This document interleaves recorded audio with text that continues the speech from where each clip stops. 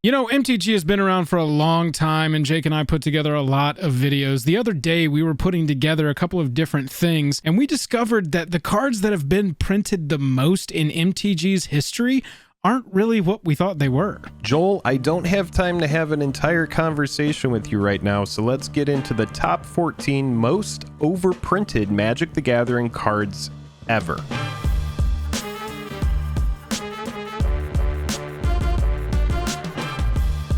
Highest level of gratitude to our patrons who power the channel through Patreon. Check out the Patreon link in the description to learn about monthly giveaways, VIP Discord access, and even our official playmat. Hello and welcome to The Day. Thank you for spending your time with us. I'm Jake. I'm Joel. Welcome back to another episode of Jake and Joel Are Magic. We are going to go over the 14 most overprinted cards. These cards have been printed like 28 times or more. It's kind of ridiculous, and you're going to be surprised by some of the picks. But before we get into it, if you would, go down there, hit that like button if you like the video. By the end of it, hit that dislike button if you do not. It is the best way to support the channel with just the click of a button. If you do enjoy Jake and Joel Are Magic, head on over to Patreon. Get involved on a deeper level. But for now, we've got 14 cards to talk about. Some of them are going to seem obvious, and like Joel said, some of them might not have been on your radar. Let's go ahead and get into it. The first card we're talking about needs very little introduction. It is Shivan Dragon, and it is the most ever printed rare. It has been printed so many times, all the way back in Alpha when the Magic the Gathering game first started, 1993. Shivan Dragon showed up, and to this day, it is printed. This card, just a big, huge flyer. Back when the game first came out, this was like the big closer. This is pretty much the definition of a bomb. This is the first bomb, I guess you could say. The big first bulky flyer with fire breathing built into it. Just absolute iconic dragon. Absolutely. I remember I started playing around 7th edition, and I remember pulling this card, and it immediately became an iconic card for me. This art in particular, this was, you know, box art, pack art for that set as well, and in different places. And so this card has always been around. It's really representative of, you know, one of the sects of Magic, with playing a big dragon attacking in the air with this fire-breathing dragon. It's pretty cool, Jake. We've had 28 different versions of it. Like you said, this is the most printed rare ever. And I think that the coolest version right here is going to be this one from the Vault Dragons. It's also coincidentally the only one that's not super old that is worth any money. But this Shivan Dragon from the vault had the unique art there. Then you see everything else pretty much. We've got this golden art, and then we've of course got the OG. The OG with the big yellow belly scales and the green dragon looking down on you from the sky. Next up, as far as number of prints, we've got 28 different prints, Jake, in paper of Fireball. Fireball has been around for so long. Look at this version. Look at that. As long as Shivan Dragon, which we just talked about. Yeah, I mean, this was one of the OGs too. Yeah, I love this card. I've played it in EDH decks. This is another like iconic card, just straight up damage to the face. This is what the Red Mage does. I really like this list of cards, Jake, because you can kind of look at the cards in their individual colors and go, okay, this is what this color does. This is how to figure out the identity, the true identity, base core values of any individual color, is look at these cards that have been printed 28 times or more, and it's identifying itself. This is one of those cards that I would say is always an instant, like, if there isn't a good bomb in the pack, this is a perfect pickup in a limited environment. You are never ever going to be upset that you have a fireball ready to go. Whether you need to kill the player, whether you need to kill a creature or a couple of creatures, it is just such a fantastic, versatile card. It does exemplify red, like Joel was talking about. And yeah, when I first started playing the game, this was one of those cards that was very attractive to me. Like later on, you start learning more about mana value, it used to be called converted mana cost.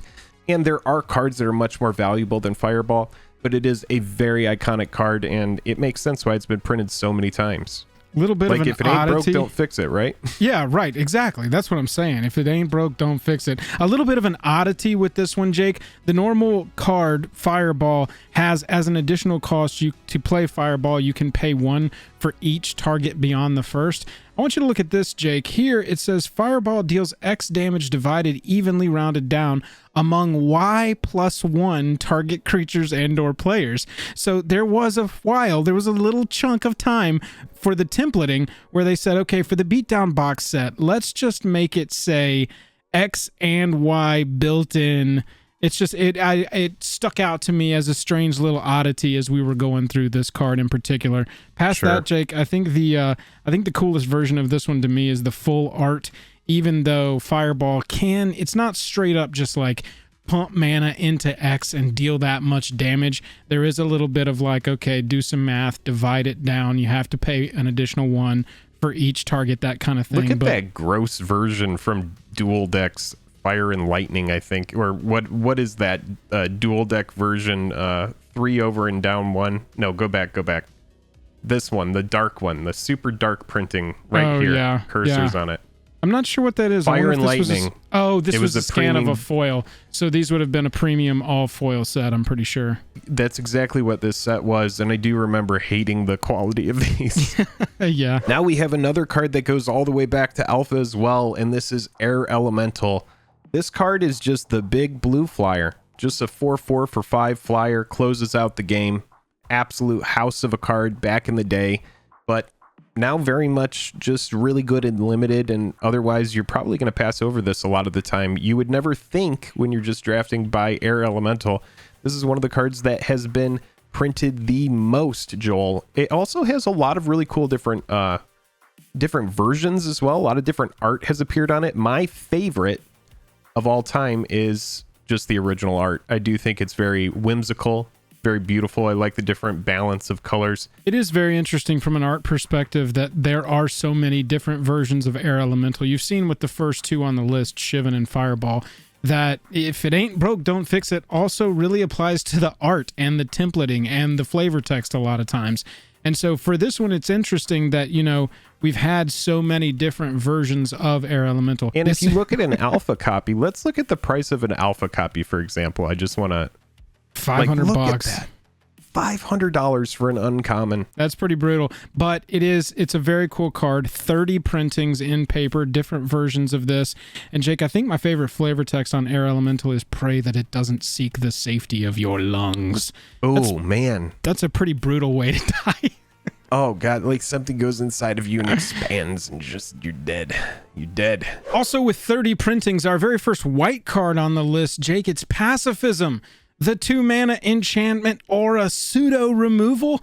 Enchanted creature can't attack or block. I remember when I started playing, Jake, thinking that this was one of the coolest cards that could possibly exist. I loved playing it. I was always super frustrated when it got played against me, but I was playing around Odyssey block when this version was printed and, you know, into Onslaught. But, I mean, as far as targeted removal goes, especially in limited or anything that's an aura deck, enchantment deck, can't go wrong with Pacifism. Yeah, and this card came many sets later. A lot of the cards that we talked about so far all started in Alpha. This card started in Mirage. So that's many sets after Alpha. And so the fact that this card has been around so much, it really does speak to, well, Pacifism. I mean, what way can you functionally reprint this card? I mean, it's happened sometimes, but it just makes sense to just keep Pacifism around. You can expect it to be printed again and again and again with different art. And yeah, it's really an iconic card. This one for me was a little bit more of, oh, I would have never guessed. I didn't think Pacifism was up there on the list as far as overprinted cards. Swords to Plowshares, a card with 31 printings. Here it is. Most iconic removal spell ever, arguably, I would say, is Swords to Plowshares. It is premium removal in EDH and white.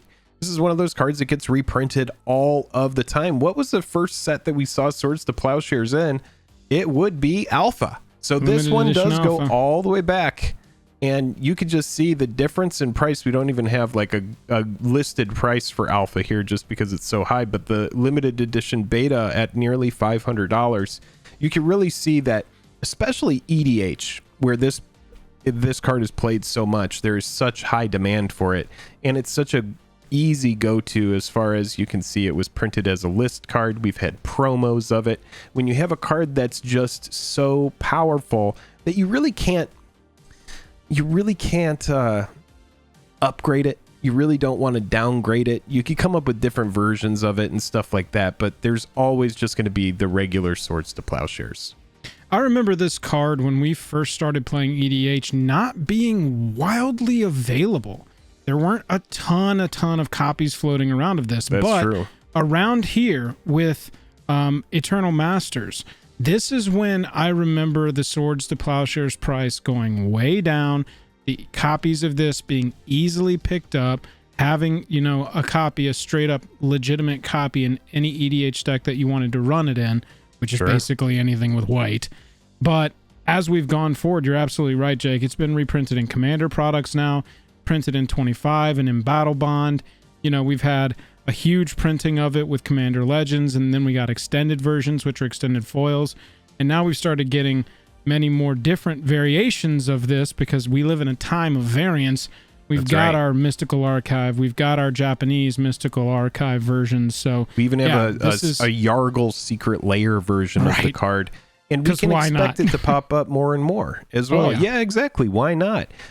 So yeah, expect Swords to Plowshares to be one of these cards where if you really are holding on to copies and for some reason they start to go up in price, you can rest assured they will be printed in the future. So it's best to just move those, turn them into different cards. But absolutely iconic spell and definitely overprinted. With 31 printings, next up is Disenchant. And there you go again, Jake. White removes things. That's what white does. Jake, look at all the different versions that we have of Disenchant. It's kind of impressive. We talked about, you know, how there weren't a lot of versions of Shivan Dragon, but we got quite a few different versions of Air Elemental. Jake, look at this Disenchant. Like those 8, there's only 2 repeated artworks. We've got this one up here. I love the Mirage one in the bottom left of these 8 that you're looking at. Yeah. I love that art so much. It's very cool. All of this one with a Sliver and Hannah from the Weatherlight in there. You know, this one, Jake, this goes all the way back to Alpha 2. This is a card that has been around forever. Back when enchantments and artifacts, when things go into the graveyard, was called discarded. That's how long this has been around. But yeah, the sheer volume of the variations on this card, I'm loving the full art version of this one too, because this one's simple. Destroy artifact or enchantment at instant speed. Done. There isn't any pay extra, divide it up, do some math. None of that. You just get a straight up destruction spell because that's what white does, it seems. That's right. And the thing about artifacts and enchantments is they are very difficult to deal with in Magic the Gathering. Green and white typically deal with them really easily. You can have blue that can bounce them in certain situations, and they are a pain in the butt for red and black to deal with once they've been resolved. White is one of these things where it deals with permanents, like Joel was saying, and Disenchant is just very straight up. It deals with the 2 most pesky permanent types, which are artifacts and enchantments. So the fact that they tacked both of those onto one card makes this card just so freaking iconic. Finally, a green card, and it's a mana dork that goes all the way back to Alpha as well. It is Lanwar Elf. Whenever it is in standard, it is a monster to deal with. A mana accelerant on a dork, a 1/1 that you can swing with if you need it. Most likely you're not going to, but it is going to get you ahead of the game. Mana ramp has always been a big part of MTG, which is just get more mana. Play spells early. Get a huge advantage on your opponent, and Lanwar Elf is one of the best ways to do it. I do like the early nightmarish art that came out on the original copy of the card. Yeah. Crazy looking evil elf looking thing. I'm a fan of it though, Jake. The alpha copies of Lanwar Elves are sitting over $300. Yeah, I mean, if white removes things and red does damage and blue flies over, green makes mana, bro. That's what green does. We have got so many versions of Lanwar Elf. We got full arts, we got our different arts, we got our original, we got homage to the original. We've got our 7th edition Lanwar Elves that they were like, let's never use those again for some reason. I love now that we've even got a token version of Lanwar Elves because we've got cards that are creating token Lanwar Elves. That's right. So, of course, we're printing token Lanwar Elves. I love that this is included as one of our 32 times that Lanwar Elves has been printed. But yeah, this is iconic for green. Make the mana. It's played whenever it's in standard, like Jake said. It's played in other formats as well. This is a widely played card to this day, And I mean, what does that say about the design of it? Yeah, I mean, it really does exemplify just growth. If you had to deduce everything in green down to one thing, I think it would be ramp. You know, Right. There's big beaters and stuff like that, but it really comes down to how do you even get to those big beaters in green? You got to ramp up to them. And Lanwar Elf, I'm sure, is not a surprise to many people watching this video. It is just an incredibly iconic card. I every single time people, I can already see it in the comments. People are going to be like, take a sip every single time Jake says iconic card. And it really is. I don't think there's any other way to say it. All right, so first black card on the list, and this card kind of goes against what I've been saying the whole video, that these cards that are reprinted a ton of times really exemplify what that color is all about. Dark Ritual is kind of against the grain on that because it is a black card that creates 3 black mana, and that's not solely a thing that black would normally do. It's very much a green effect, or right, kind exactly. of like a red effect in a lot of ways. Yeah, yet there has been this, card, Dark Ritual, that has been a part of the game since the very beginning, is played in combo-y EDH decks still. I doubt that this is the kind of card that we would see even printed into Standard anymore. But, Jake, there's a lot of different versions of it, and I'm sure that some of these versions caused quite a bit of satanic panic back in the day. I'm sure that they did. Dark Ritual is one of the OG cards as well, all the way back in 1993 with Alpha. Yeah, I mean, it is just a common, but you can see how this puts you ahead. So back in the day, if you had essentially with a Black Lotus and a Dark Ritual, you could in essence cast something on turn 1 that is a 6 cost. That Shivan Dragon that we were talking about earlier, you could cast that on turn 1 with a Dark Ritual and a Black Lotus. That's how imbalanced the game was back in the day before they really realized, how many different sets there were going to be, how powerful an effect like this would be. Like Joel was talking about earlier, how he said this is one of those cards that doesn't really pop up in a lot of standard sets these days. We can see it's a mystical archive card. We've seen it in like supplemental premium sets like Masters 25. We've seen it as an invocation. We see it pop up in different kinds of dual decks, but it's one of those cards that's just kind of broken. If it was in Standard, everybody in black would be playing with it just because it lets you get things out so early. Right, yeah. Of note, just sort of a cool oddity on this one, we've got a version of this card that is Rebecca Guayard, way from back in the day. We've got a Mercadian Masks version of that Rebecca did, and so, her art is always highly prized, and people really love all of her work.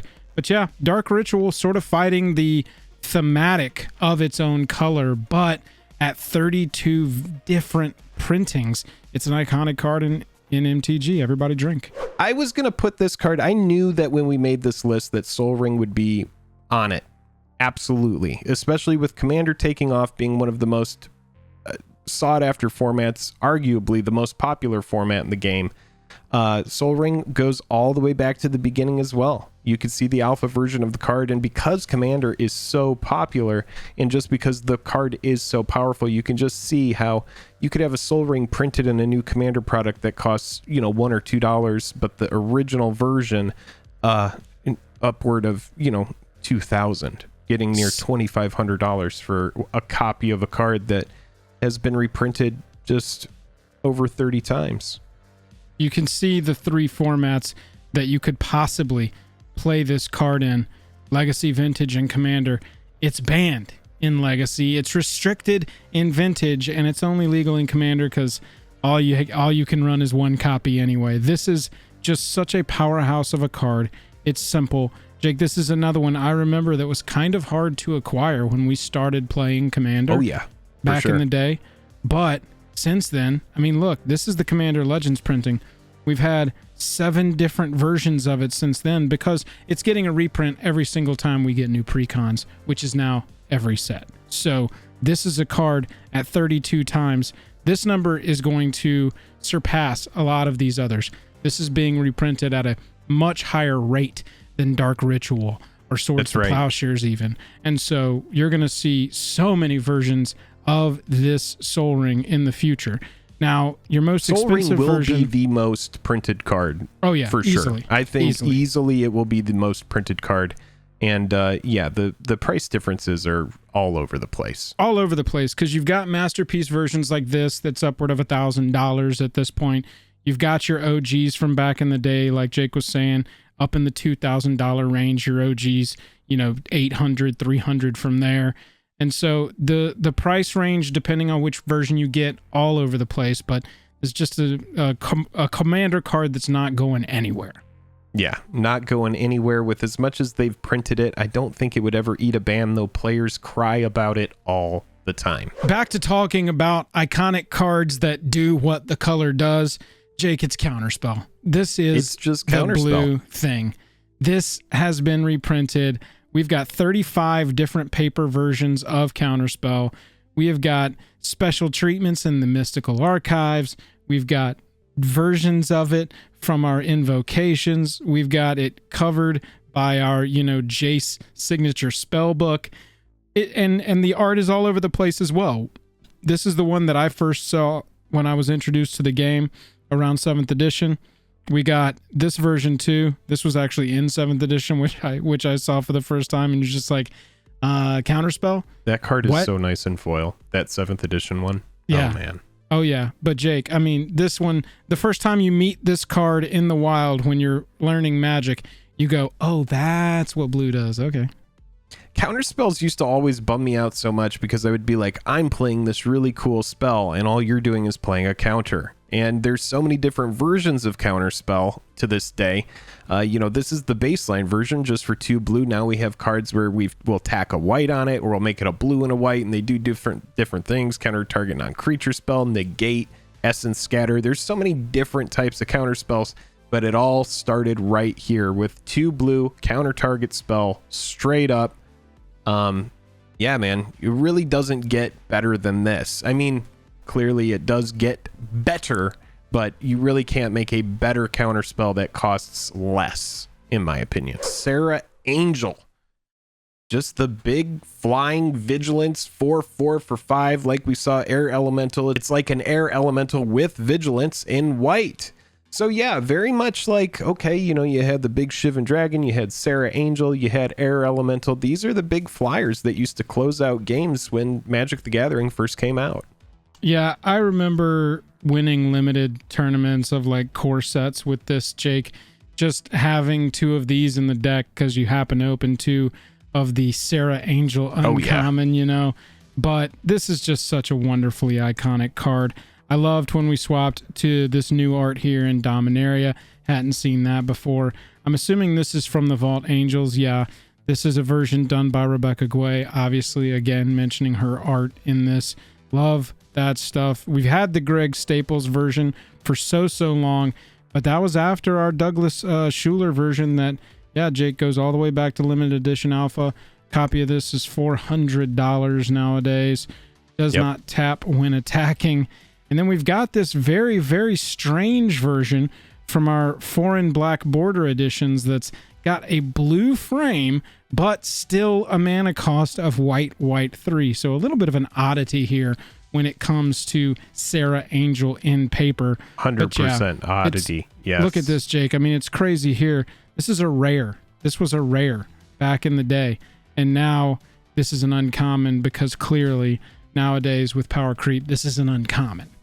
Right. Flying vigilance 4/4 for 5. It's just not doing enough. Right. To be a rare anyway. To be a rare. This is still a good card. It's just not, you know, standard playable a lot of times. One card that comes to mind that really speaks to the power creep is Baneslayer Angel, right? Which is the exact same casting cost, but just has a wall of text compared to, you know, Sarah Angel. So it really is just like flying first strike, lifelink, pro demons, pro dragons.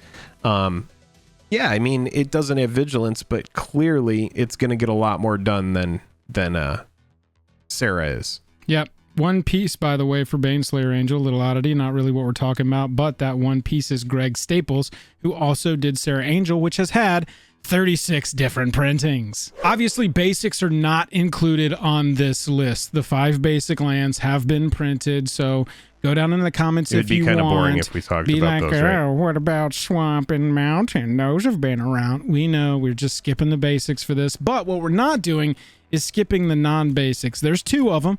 See, right now, if you can go ahead and guess what the second one is, it is the most printed card of all time. Let me know down in the comments before we get to it if you can guess what it is. But Jake, at 37 printings, we've got Terramorphic Expanse. Yeah, Terramorphic Expanse. And, you know, the reason I think that we have so many printings of this is I don't think that Wizards of the Coast wants to have too many functional reprints of a card like this, right? You know, it's like in a certain format like EDH, we're going to grab this, we're going to grab the other one that we're going to talk about here in just a second. But yeah, it's just kind of one of these cards where it's like, do we really need a new card other than Terramorphic? Yeah. Like, it just does what it does. Right. And you don't want a lot of redundancy of it over time, but it does fix mana in a very cheap way. This is a cheap card for them to reprint, put into decks, pre-cons, you know, dual decks, these kinds of things that are more than 2 colors to help with the experience of play for that deck. Same It's for a cheap, limited. bad budget fetch land. Exactly. Essentially is what it is. Exactly It's slow. right. They can put it into limited environments so that, you know, they don't necessarily have to print a bunch of fetches. You've always got fixing in the limited environment. So as far as, you know, expensive versions of this, I think one of the wildest versions we're ever going to see is the only text, no art version of Terramorphic Expanse from the Secret Lair. But past that, Jake, I would be very shocked if they ever give us like a Secret Lair that's just some kind of premium foil Terramorphic combined with some other, like, you know, staple non-fetch lands. Yeah, probably not. This is just, again, one of those cards that really slots into any kind of deck, and it's a great starting spot for any budget deck that doesn't have access to better versions. And at 38 printings, the most ever non-basic, non-land card is a Giant Growth. That's it. Crazy. This was the one I think that shocked me and Jake the absolute most. We've got one more card on this list that has been reprinted more times than Giant Growth, but of the non-land cards, this is it. And I mean, if this alongside Lanwar Elf doesn't perfectly exemplify what green is all about, I don't know what can. Yeah, it's just like make it bigger for a turn. +3/+3 until end of turn. This is the classic combat trick. It gets one of your creatures out of the way of damage if you need it to. Once it gets through unblocked, you can pump it to win the game. You can use it as a combat trick to have a favorable trade in battle. It's just one of these cards that is just, again, versatile and iconic. It's one of these cards where there's no real reason to change it up that much, because for 1 green, can't really go bigger than that. +3/+3. I think it pretty much, you know, it kind of reminds me in a way like, you know, Dark Ritual back when it first came out was 1 black to add 3 black mana. This is 1 green to add +3/+3 to a creature until end of turn. So I'm sure many games over the years have been won by a well-placed Giant Growth. Yeah, Jake, this is all part of that 1 mana 4/3 something cycle from the alpha set. You had Giant Growth, Dark Ritual, Ancestral Recall, Lightning Bolt. Right, exactly. And so, and then Healing Salve, I can't remember the name of it, but funny how Ancestral Recall really took off out of that cycle. Yeah, absolutely. Turns out cards are better than +3/+3 on a creature temporarily.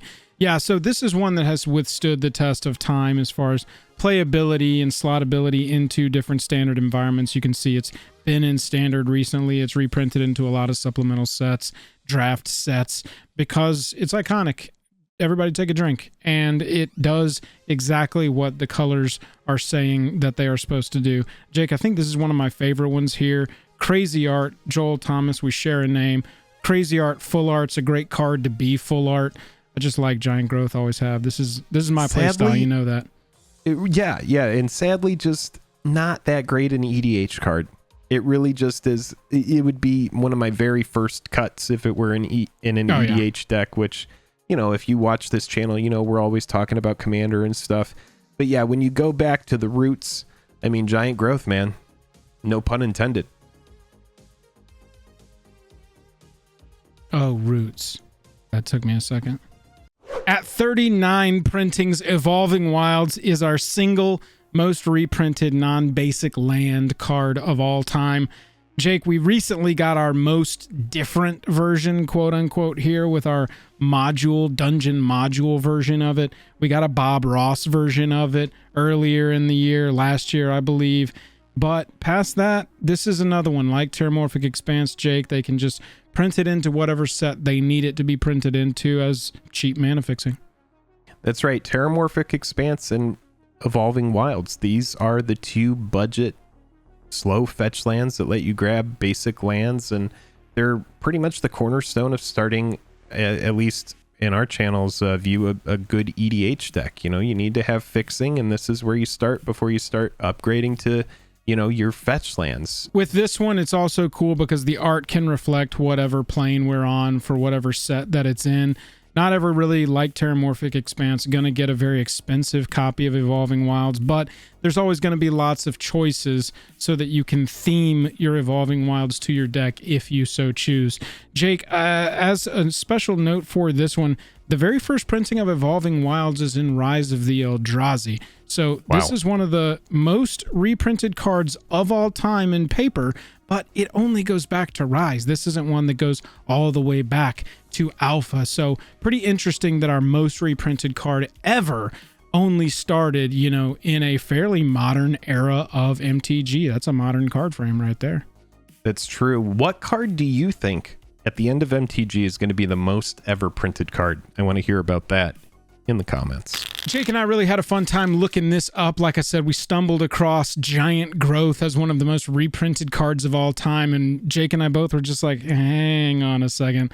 What does this list actually look like? I really want to know. And so we looked it up, and that's why we wanted to put in a video for y'all, because we thought it was interesting. Overprinted MTG cards. I mean, we see reprints all the time, so we wanted to get down to business and find out what the most overprinted cards were. I'm sure there might be something that we missed, some random promo that you know about, or you know something that we don't, so be sure to let us know. Thanks everybody. Hit that subscribe button if you've hung on this long.